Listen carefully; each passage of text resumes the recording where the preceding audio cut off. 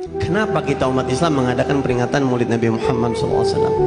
Toh para sahabat enggak bikin seperti ini. Ini pertanyaan, jawabannya bisa jadi buku sebenarnya. Pertama, kalau sederhananya ini renungan buat kita. Peringatan Maulid Nabi Muhammad SAW bagi kita umat Islam yang hidup belakangan abad 21 sudah menjadi suatu kebutuhan atau keperluan, urgensi buat kita. Urgen, ini urgen. Kok bisa ngomong kayak begitu? Kalau buat sahabat Nabi Muhammad SAW, sahabat Nabi tidak memerlukan, tidak membutuhkan acara-acara seperti ini. Tidak perlu, mereka tidak butuh. Kalau kita sekarang butuh, perlu. Kenapa bisa begitu? Saya tanya, antum baca Quran perlu belajar tajwid apa enggak kira-kira? Sahabat Nabi perlu enggak? Enggak perlu. Sahabat Nabi udah umur 7 tahun udah jago bahasa Arab, bikin syair dia. Ya. Kita perlu belajar sejarah Nabi apa enggak?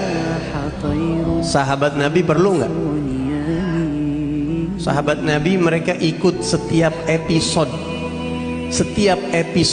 mata rantai sejarah Nabi, mereka menyaksikan, hadir. Mereka minum air yang keluar dari jari-jarinya Rasulullah. Mereka menyaksikan dengan mata kepala mereka bulan terbelah dua. Mereka melihat batu, mendengar batu yang zikir di tangan Nabi Muhammad, melihat pohon yang mengucap salam kepada Rasulullah.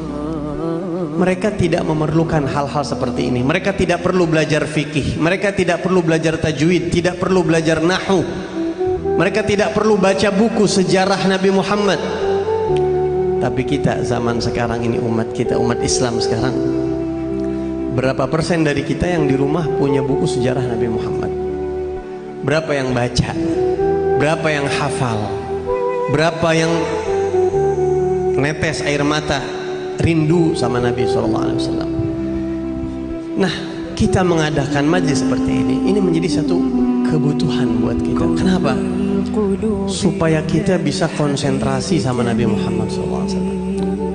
Kata kuncinya konsentrasi sama Rasulullah.